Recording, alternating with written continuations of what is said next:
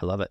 Yep. If we come back to the next 5 years, you said it sounds like there is a monumental amount of changes coming in the medium long term. In the medium short term, call it 5 years. If I got a sales job in 5 years, what do you think that's going to look like?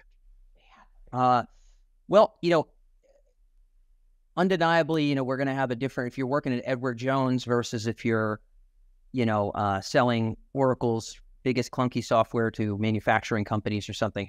I think what it's going to look like is I think you will be wielding the equivalent of many digital assistants to do many useful jobs to structure your day to be productive. So I think that the things like research and copyright that we talked about will be more push button to pull.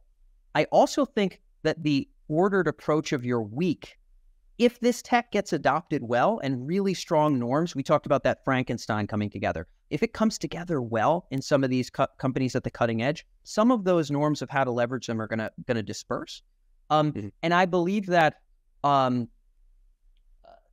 the sort of what I'm attacking with the first half of my day, the back half of my day, will even be more well laid out for me based on the patterns of winning for people in my exact position or people with my sales style or whatever the case may be. So I think that you will have the equivalent of many digital assistants, and I think you'll have a runway that is more crisp and clear, particularly at maybe larger companies, more established industries, than people do today by a great margin. And I think you might be twice as effective as the salesperson listening to this podcast right now.